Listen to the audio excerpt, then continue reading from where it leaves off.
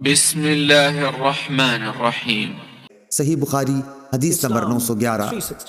نافع نے کہا میں نے حضرت عبداللہ بن عمر سے سنا، انہوں نے کہا کہ نبی کریم صلی اللہ علیہ وسلم نے اس سے منع فرمایا ہے کہ کوئی شخص اپنے مسلمان بھائی کو اٹھا کر اس کی جگہ خود بیٹھ جائے۔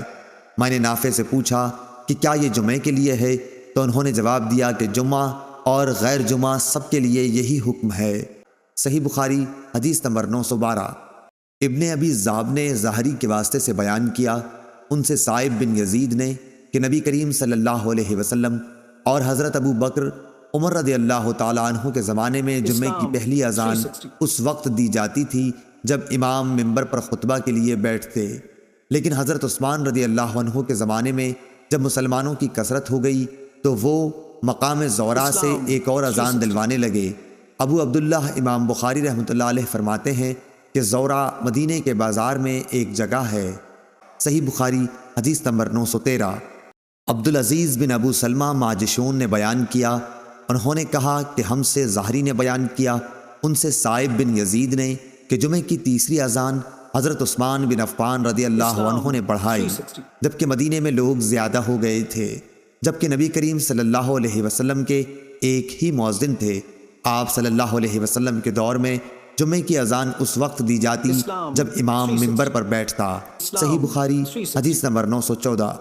ابو امامہ بن سہل بن حنیف نے کہا میں نے معاویہ بن ابی سفیان رضی اللہ عنہ کو دیکھا، آپ منبر پر بیٹھے، مؤذن نے اذان دی، اللہ اکبر اللہ اکبر۔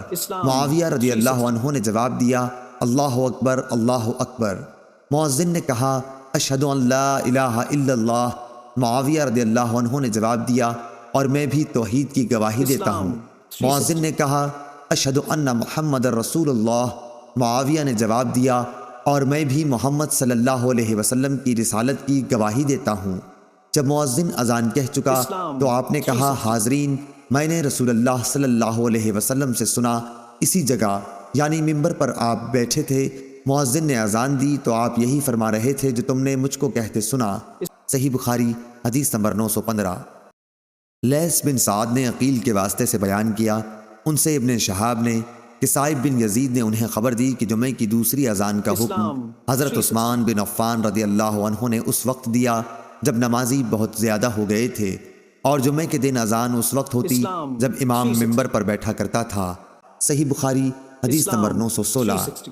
عبداللہ بن مبارک نے خبر دی، انہوں نے کہا کہ ہم کو یونس بن یزید نے ظاہری سے خبر دی، انہوں نے کہا کہ میں نے سائب بن یزید رضی اللہ عنہ سے یہ سنا تھا کہ جمعے کی پہلی اذان رسول اللہ صلی اللہ علیہ وسلم اور حضرت ابو بکر اور حضرت عمر رضی اللہ عنہ کے زمانے میں اس وقت دی جاتی تھی جب امام منبر پر بیٹھتا۔ جب حضرت عثمان بن عفان رضی اللہ عنہ کا دور آیا اور نمازیوں کی تعداد بڑھ گئی تو آپ نے جمعے کے دن تیسری اذان کا حکم دیا۔ یہ اذان مقام زورا پر دی گئی اور بعد میں یہی دستور قائم رہا۔ صحیح بخاری حدیث نمبر 917۔ ابو حازم بن دینار نے بیان کیا کہ کچھ لوگ حضرت سہل بن سعد سعدی رضی اللہ عنہ کے پاس آئے، ان کا آپس میں اس پر اختلاف تھا کہ منبر نبوی علی صاحبہ صلاۃ والسلام کی لکڑی کس درخت کی تھی، اس لیے سعد رضی اللہ عنہ سے اس کے متعلق دریافت کیا گیا۔ آپ نے فرمایا خدا گواہ ہے میں جانتا ہوں کہ منبر نبوی کس لکڑی کا تھا۔ پہلے دن جب وہ رکھا گیا اور سب سے پہلے جب اس پر رسول اللہ صلی اللہ علیہ وسلم بیٹھے تو میں اس کو بھی جانتا ہوں۔ رسول اللہ صلی اللہ علیہ وسلم نے انصار کی فلاں عورت کے پاس جن کا حضرت سعد رضی اللہ عنہ نے نام بھی بتایا تھا آدمی بھیجا کہ وہ اپنے بڑھئی غلام سے میرے لیے لکڑی جوڑ دینے کے لیے کہیں تاکہ جب مجھے لوگوں سے کچھ کہنا ہو تو اس پر بیٹھا کروں۔ چنانچہ انہوں نے اپنے غلام سے کہا اور وہ غابہ کے جھاؤ کی لکڑی سے اسے بنا کر لایا۔ انصاری خاتون نے اسے رسول اللہ صلی اللہ علیہ وسلم کی خدمت میں بھیج دیا۔ حضور صلی اللہ علیہ وسلم نے اسے یہاں رکھوایا۔